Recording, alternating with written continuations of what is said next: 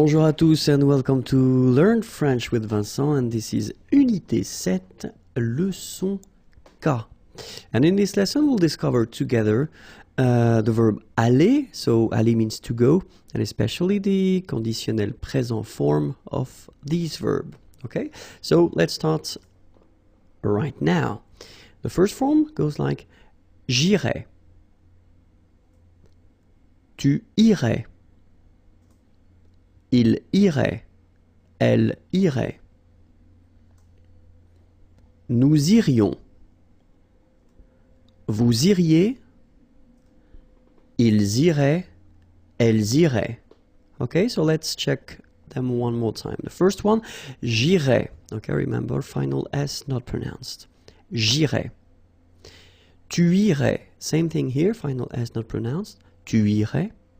And then, il, masculine form, irait, final T not pronounced. So what you can see is that these form, and this form are actually pronounced the same way. Okay, so il irait, elle irait.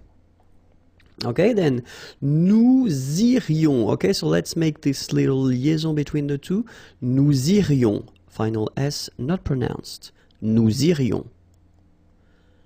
Then vous iriez. So same thing here, make the liaison. Vous iriez. Remember, when you get this EZ at the end, you get the sound E. Okay, iriez, iriez, and then vous iriez. All right, and the final form, ils iraient. Okay, so remember, make the liaison as well. You get this S and then the vowel after.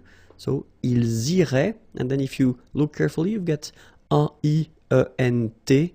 Okay, but then phonetically it goes like E. Okay, so technically these form and these forms here are pronounced the same way, and it goes like irait. Okay, so ils iraient, and then the feminine, elles iraient.